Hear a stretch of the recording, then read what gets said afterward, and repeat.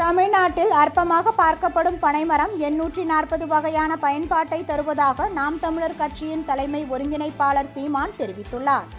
விழுப்புரம் மாவட்டம் கஞ்சனூரை அடுத்த நரசிங்கனூரில் 4வது ஆண்டாக பனைக்கனவு திருவிழா பனைமரத்திற்கு பணங்கள் படையலிடுதலுடன் தொடங்கியது.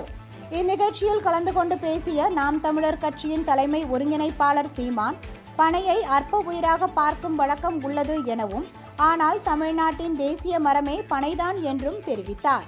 ஒரு பனைமரம் 840 வகையான பயன்பாட்டை தருகிறது எனவும், பனங்காட்டு நரி சலசலப்புகளுக்கு அஞ்சாது என்ற சொல் வழக்கை சுட்டிக்காட்டி, அந்த பனங்காடே நாங்கள்தான் என்று சீமான் குறிப்பிட்டார்.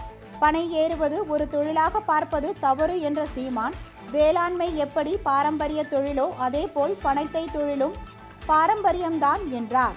விவசாயிகள் வாழ்ந்தால் அந்த நாடு வளர்வதாக அர்த்தம் என்ற சீமான், ஆனால் விவசாயிகள் இறக்கிறான் என்றால் அது நாடு அல்ல என்றார். கல் போதைப் பொருள் என்றால் அரசு மதுபான கடையில் விற்பனை செய்வது என்ன புனித நீரா, கோவில் தீர்த்தமா என்று அவர் கேள்வி எழுப்பினார். கல் உணவின் ஒரு பகுதி என்று குறிப்பிட்ட சீமான், கல் குடித்து இறந்தவர்கள் யாரும் இல்லை என்றார். இந்தியாவில் உள்ள எந்த மாநில முதலமைச்சர் பெயரிலாவது அல்லது பினாமி பெயரில் மதுபான தொழில் நடக்கிறதா என்று கேள்வி எழுப்பிய சீமான், ஆனால் இங்குள்ள முதல்வரின் பினாமி பெயரில் மதுபான ஆலை உள்ளதாக குறிப்பிட்டார். கல் மீதான தடையை நீக்க வேண்டும் என கோரிக்கை மட்டும் வைத்தால் போதாது எனவும், கல்லுக்கு தடை விதிக்காத ஒரு அரசை ஏற்படுத்த விவசாயிகள் முடிவெடுக்க வேண்டும் எனவும் அவர் கேட்டுக்கொண்டார்.